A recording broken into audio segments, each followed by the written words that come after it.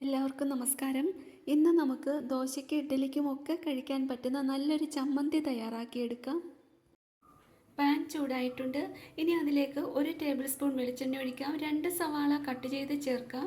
അരച്ചെടുക്കാനായതുകൊണ്ട് ഏത് രീതി വേണമെങ്കിലും കട്ട് ചെയ്യാവുന്നതേ ഉള്ളൂ. 4-5 അല്ലി വെളുത്തുള്ളിയും 4 വറ്റൽമുളക് കൂടി ചേർക്കാം. ചെറുതായിട്ടൊന്ന് ചൂടാക്കിയെടുക്കാം. 2-3 മിനിറ്റ് വഴറ്റിയെടുത്താൽ മതിയാകും.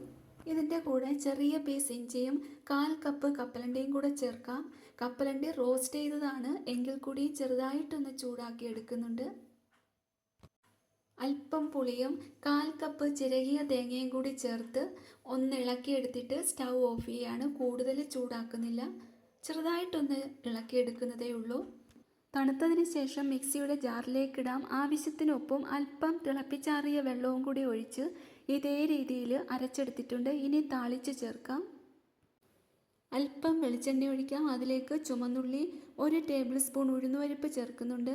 വറ്റൽമുളക്, കടുക്, കറിവേപ്പിലയും കൂടെ ചേർക്കാം. എന്നിട്ട് ചമ്മന്തിയിലേക്ക് ഒഴിച്ച് മിക്സ് ചെയ്തെടുക്കാം. നല്ല ടേസ്റ്റുള്ളൊരു ചമ്മന്തിയാണിത്. അപ്പോൾ വീഡിയോ കണ്ട് ഇഷ്ടപ്പെട്ടെങ്കിൽ ലൈക്ക് ചെയ്യാനും ഷെയർ ചെയ്യാനും സബ്സ്ക്രൈബ് ചെയ്യാനും മറക്കല്ലേ. മറ്റൊരു നല്ല റെസിപ്പിയുമായി അടുത്ത വീഡിയോയിൽ കാണാം.